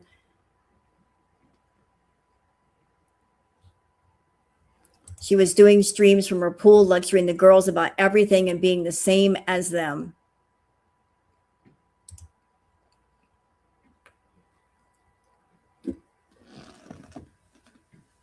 Well, you know what? I think I saw some videos of Rosie before, videos where she was at the gym and she was working out, and I thought maybe this one will achieve the one thing that the other two have not been able to achieve. Maybe she's getting herself together and she's getting healthier, and then here we are. You know, I don't know what happened there either. How do we go from swimming in the pool and going out and doing things and working out at the gym to just saying fuck it and doing the feeder content on YouTube? What happened, Rosie? What happened? Yet 3 years later, same size and health and a feeder boyfriend.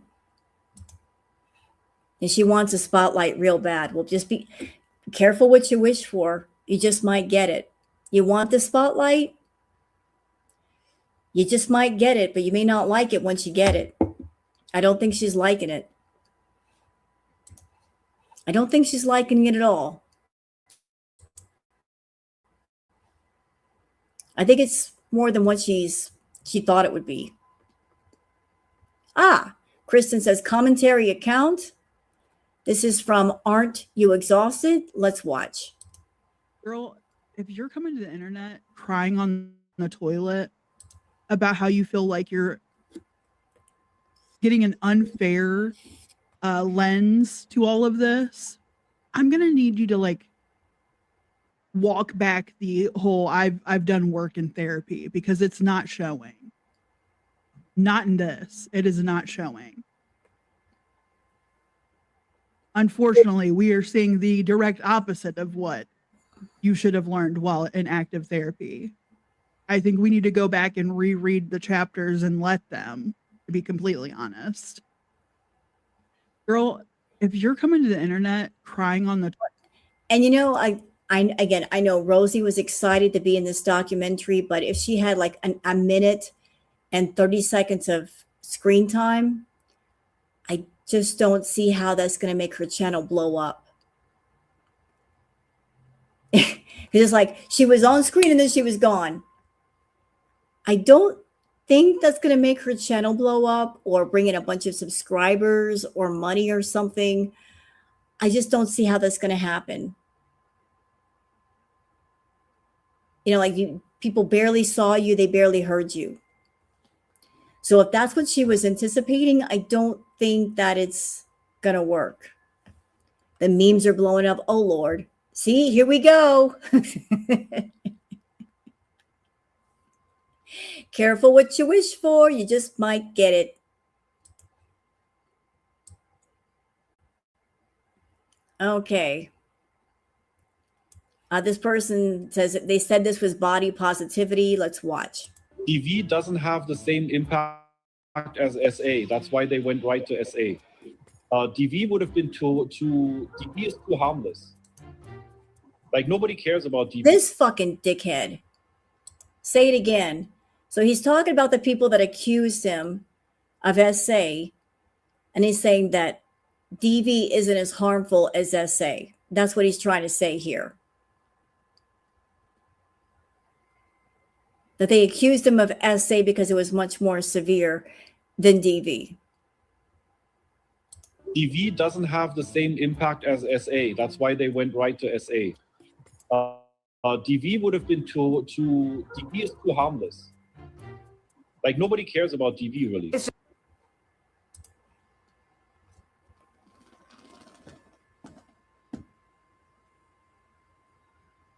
No, they were talking about SA because apparently there was stuff going on in the house related to that, Stefan.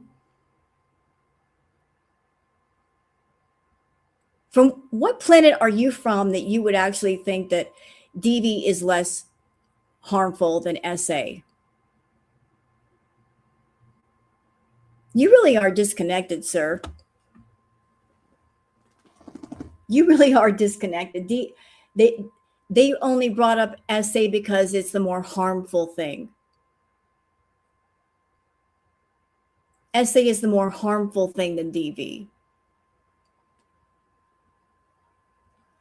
It looks more severe on paper for people bringing charges against you.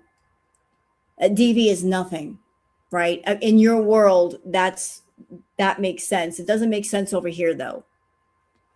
That's why I said, what planet are you from? Because the planet that I live on, DV and SA are both harmful.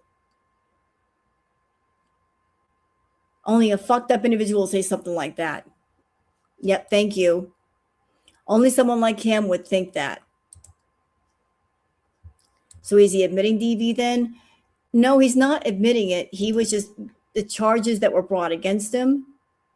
He's saying, oh, like they made some stuff up because it's more severe. Like this is the way that he's thinking.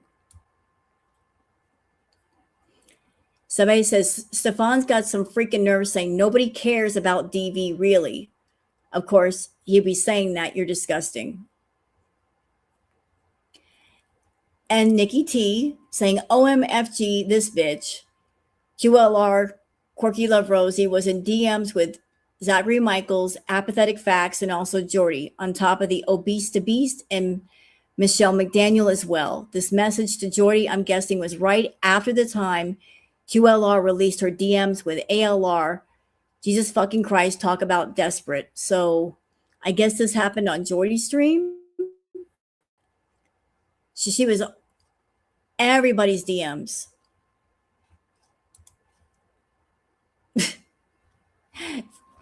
Rosie, you were just everywhere, were you not? You're in everybody's DMs and going up on panels. Damn, girl.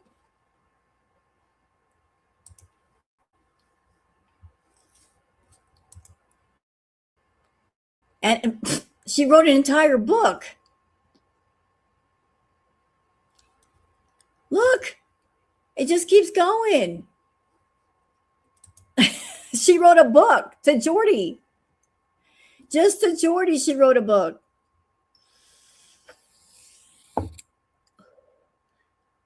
Yeah, DV is something. All trauma matters. But not in Stefan's world. According to Stefan, DV is nothing compared to SA. Writing Jordy an entire freaking book in DMs.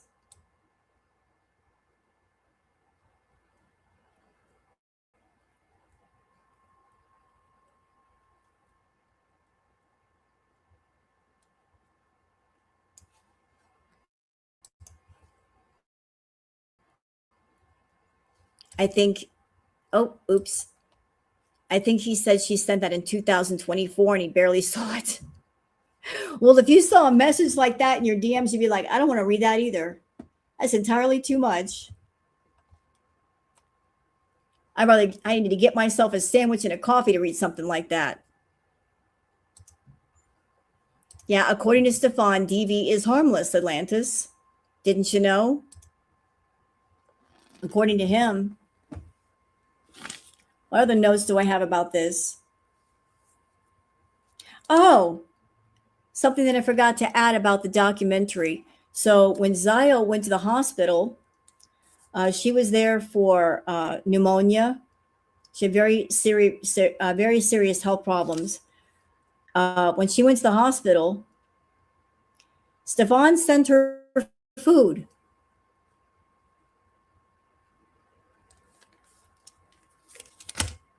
He knew she was sick and he sent her food. Bringing food to her. She's supposed to be getting better. He sent her food. So this guy's not a feeder.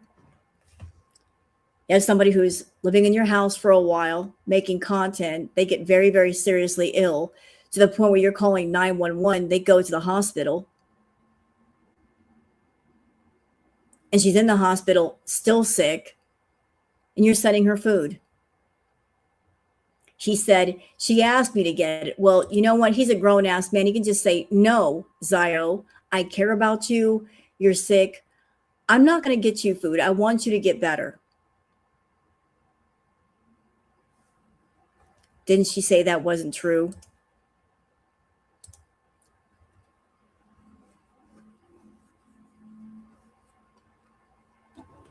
She was in the hospital eating a bunch of fast food. Emily also sent Zio food, another feeder. She was intubated multiple times, lost function of an arm and a leg, but he sent food. Yeah, he's not a death fat feeder. She still defends him.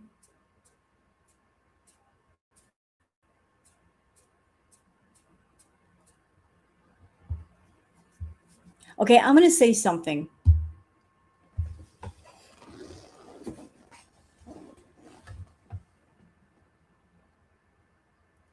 Correct me if I'm wrong. I'm okay if I'm wrong, but I think I heard Sayo say that when she had nowhere to go, she didn't have a home, he took her in. Is this true?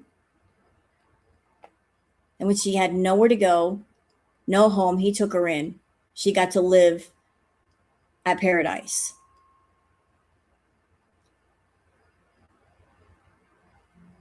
Who's crashing out? Which one?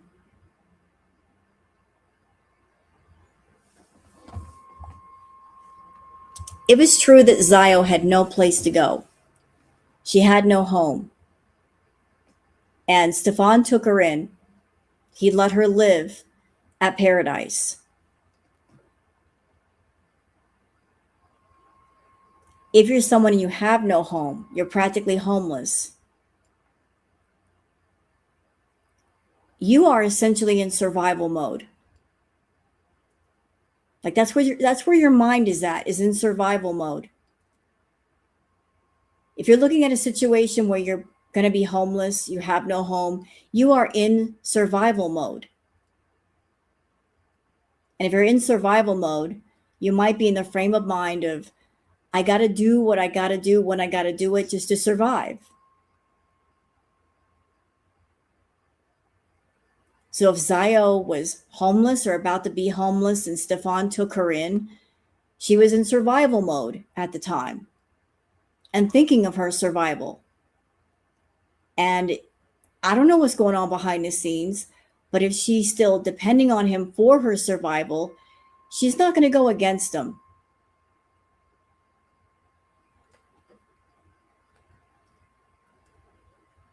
Like if she's in the hospital, she's sick, she needs help, he might be helping her, I don't know. But she's still technically in survival mode because she's not in a position to take care of herself. She might be lacking financially, she might be lacking stability, and that might be her lifeline to stability. So there's something to be said about survival mode. You got to consider that. I don't know about the other women in the house, if they depend on Stefan for a place to live or money, and without them being at the mansion, they would not have a place to go or money. They might be in a very bad way, but if they're in survival mode, you got to think about that.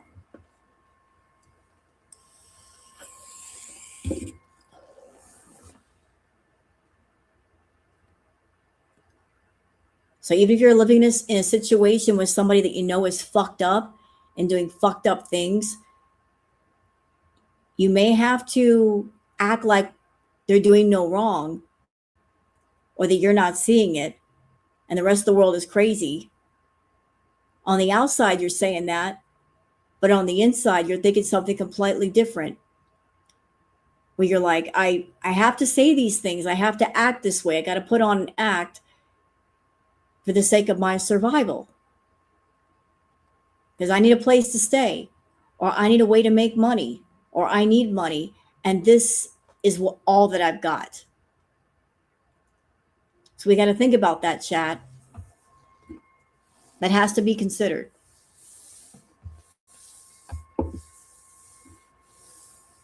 almost like Stockholm syndrome, but not entirely. Again, I don't know the women in the Paradise house, the ones that were living there versus the ones that are still there.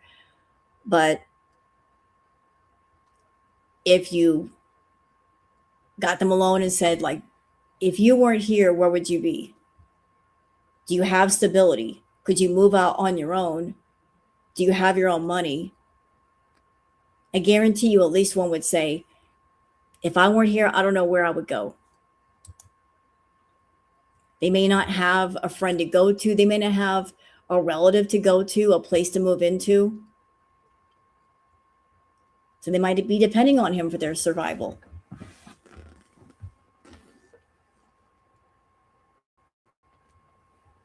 So just think about that. But yeah, the documentary, it was dark. Okay, what else did I have here? Is that it? I think I got that too. I'm just looking at my notes. Yes, Atlantis. Is she crashing out right now? Atlantis, is she crashing out right now? Like at this very second?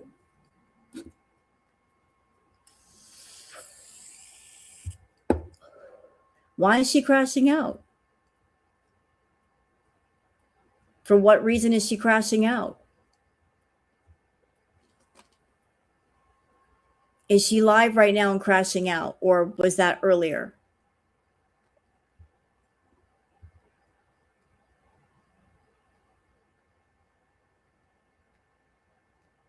Yeah, the end of episode 3 was very disturbing and very telling. When he got up out of that chair and he was talking to somebody, I'm like, wow. Wow. Like he was in the chair and he was playing Mr. Nice Guy. But as soon as the interview ended and he was talking to somebody, he was being really coarse, calling people bitches and whores and sluts. And I'm like, this is how you really feel. The cameras are still rolling and you're saying these things. Maybe you should have walked out of the room and said these things, but you said them in front of a camera when it was still rolling. Very, very telling about his character.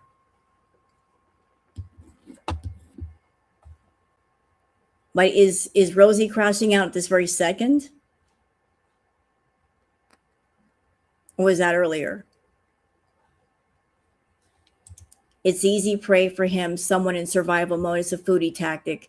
Yep. And to flip back over to foodie, think about the men she was picking for her relationships. Except for BB, they were all in survival mode. Rosie's not live, good. Pete's moved in with Chantal. He had a job. She was encouraging him to quit his job. He got laid off, I guess. Living with Chantal, once he quit his job, she had him under her full control. So because he was under her full control, he had to do what Chantal told him to do. And that includes lie for her when needed. And then Natter. Natter had no job, had no money. She came in and was like, oh, I'll give you money and I'll take care of you. Acting like she was his savior when she wasn't. She was just setting things up to get control of him or try to get control of him. But she tried to control him with money. And he would not be controlled. And then after Natter, there was Salah. She's looking for another man that was financially hurting. Found another one. Paid him a bunch of money so she can move on over to the Middle East and not pay rent. So it's predators like to look for people that are in survival mode, that are desperate for something or needing something, and they can take full advantage. Go to bed, Rosie.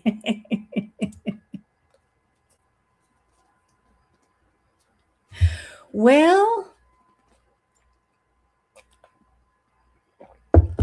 I don't know how Rosie's going to feel if she's watched the documentaries and she's in the documentaries for like a minute and 30 seconds, like all of the hype and pumping yourself up and going on panels for like a minute and 30 seconds. I don't think she's going to be happy about that. I don't know if there was more footage, but if they filmed her for 6 hours and all they put her in for was a minute and 30 seconds, that doesn't sound good. It doesn't sound good at all. What happened there? 6 hours of interview and a minute and 30 seconds. What happened? She must have finally gone to bed. I don't think she's on. Was she crashing out earlier? But what was she crashing out about? About Twitter, about Girl World, about the documentary? What was she upset over? What was all the noise about?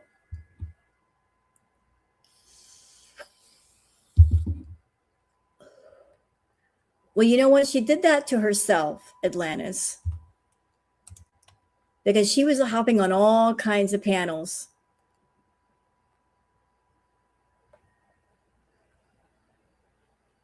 What's that? Because it was a day ending in a Y. That's a good one. That's funny. That's real funny.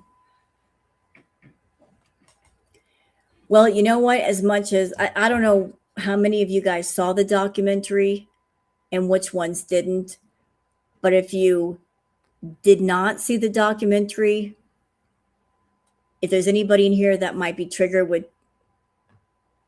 talks of SA or stuff like that, maybe it's a good thing you didn't see it, because it was a hard watch. I wonder if Rosie thought she was going to be featured throughout the documentary. I don't know what she knew. I don't know what Investigative Discovery told her as far as her screen time. They might have featured her more and then cut her out. I don't know how they do what they do over there. I did. I watched all 3 episodes. But it was a very, very hard watch. Very hard watch. And I think she might be disappointed. Maybe she thought that being part of the documentary, that she'd be in it just enough that would have an impact on her channel somehow, or her subscribers, or her money. I don't think so. I don't think she's going to get out of it what she was looking for. And stuff has happened that's negative for her. So what she wanted, perhaps she did not get, but everything she didn't want, she did get. Like all the stuff being brought up, all the stuff being dug up, stuff from her past, her adult stuff, which is all over Twitter. I hate you, Twitter. I hate you. Why you show me those pictures? Damn it. I didn't ask to see that. What's wrong with y'all? Where are you finding that shit anyway? Where are you finding this stuff? I want to be like 7 or 8 episodes. You know what, Atlantis? I think they did it right. I think they condensed everything down into 3 episodes, and honestly, that's really all that was needed. I don't think they needed to go beyond 3 episodes. I think 3 was perfect, because the stuff in there was dark, real dark. I don't think they needed like 7 or 8 episodes. I think we heard enough, you know? Yeah, I think that the story was told. Don't need to go any further. What we saw was bad. It was real bad.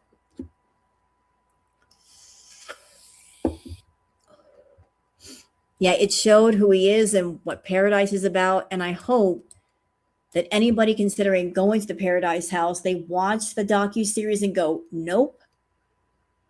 No, thank you. No, thank you. And if there are ladies out there of a bigger size, they want to put together a content house, they do it all on their own. You don't need Stefan to make it happen. The giddiness during the trailer drop, the paneling up, crying today on screen for 1 minute, 30 seconds. Think it went to her head.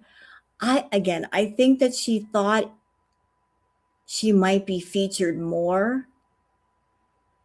And if she were featured more, and if she had more screen time, that the benefit would be more exposure for her and her channel.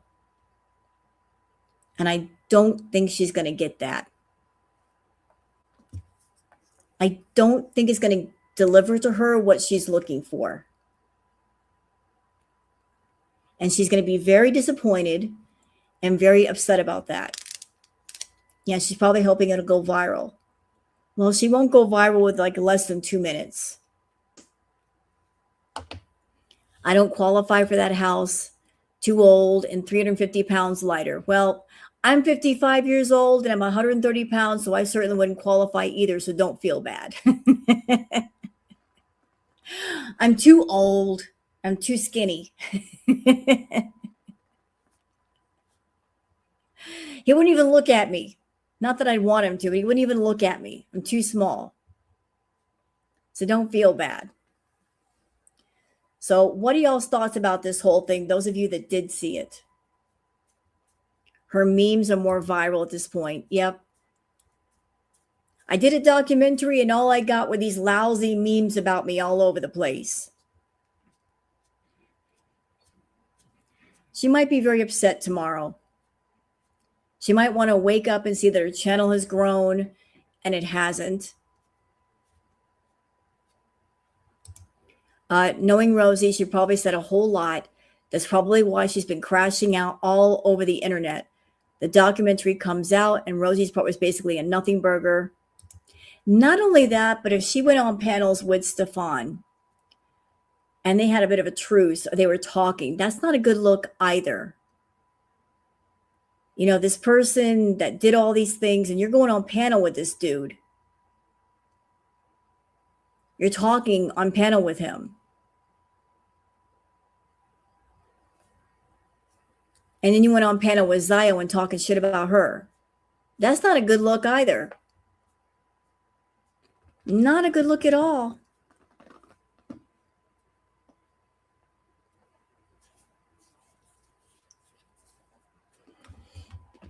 She's so extra. And the sad thing is she didn't have to be. Like if she wanted to have her channel on YouTube and do content, she didn't have to be extra to make her channel successful. She could have just done her thing. But she wanted to be extra. Her part really didn't seem to belong. It seemed chopped up or something, which makes me wonder if they edited everything and then cut a lot of her parts down. I don't know if that's the case, but it might have been.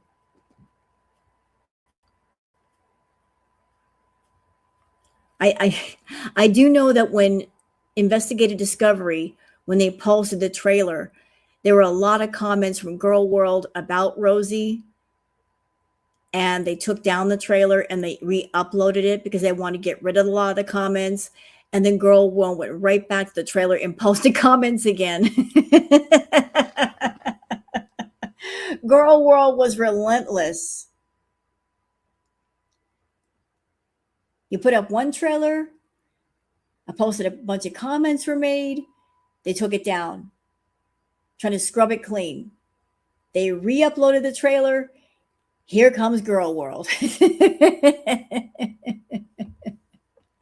We are a relentless bunch, are we not?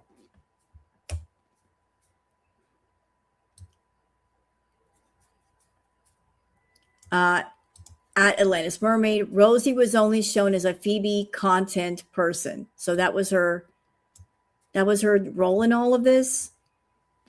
I believe she needed ASAP.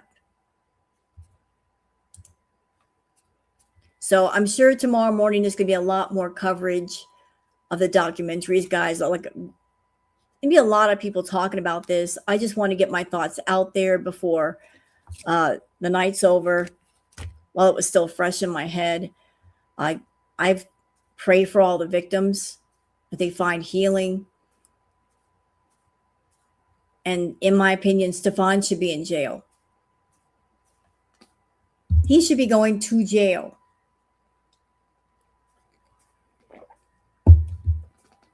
To jail, sir. Do not pass go. Do not collect $200.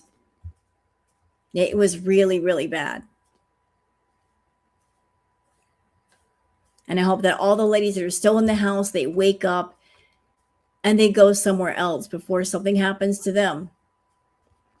I mean, if you're in a content house and you're expected to be young and be at a certain weight, and then after a certain time you age out and he's going to kick you out anyway or get disinterested, that's not the place you want to be.